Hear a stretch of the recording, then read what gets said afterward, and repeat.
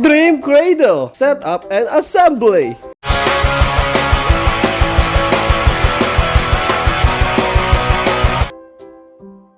Una, ibaba ang crib at tanggalin ang strap.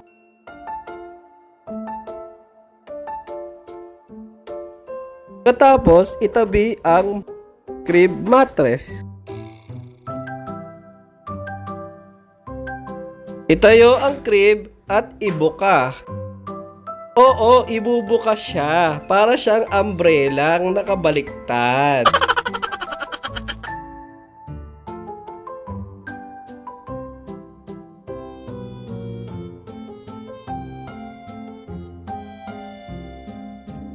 Pagkatapos, hawakan mo yung gitna at meron siyang clicker sa gitna.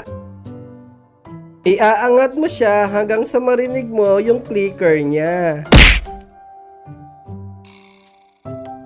Pag narinig mo na yon, ibig sabihin, dediretso na siya. Ayaw naman. Pagkatapos, ganun din ang gagawin sa magkabila ang dulo. Dami naman sinasabi eh.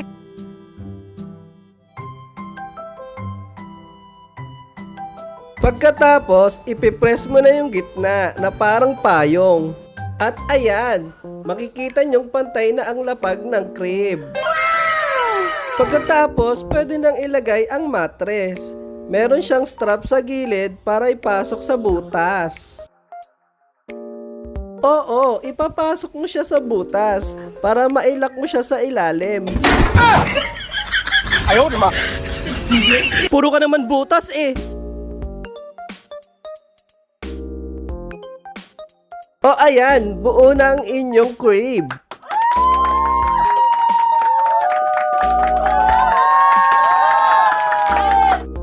At ngayon naman, pwede na natin ikabit ang lalagyanan ng diaper at mga gamit ni baby.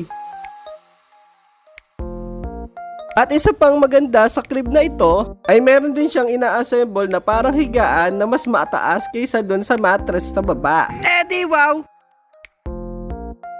Para ito sa mga magulang para hindi manakit ang kanilang likod sa pagyuko pag kukunin na si baby. Ah, ganun pala.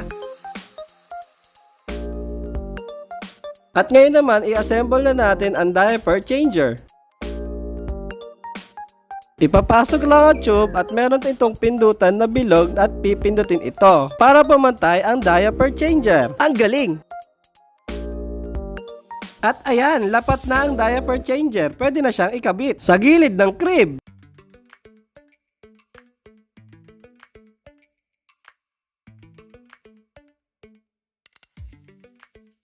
May feature din siya na may lock sa gulong. Para hindi kung saan-saan mapunta si baby. Meron din po tayong lalagyanan sa gilid ng crib.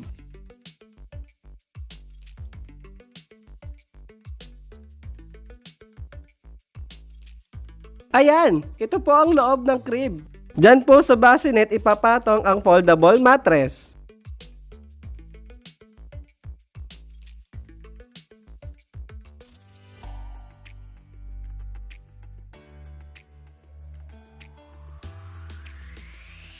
Meron din po siyang pinto na may zipper sa isang gilid. Wow! Kung saan pwedeng lumabas at pumasok si baby. Wow, parang bahay ng pusa. Astig!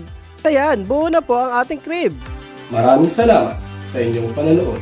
Please subscribe, like, and share. Ingat mga kaulaga.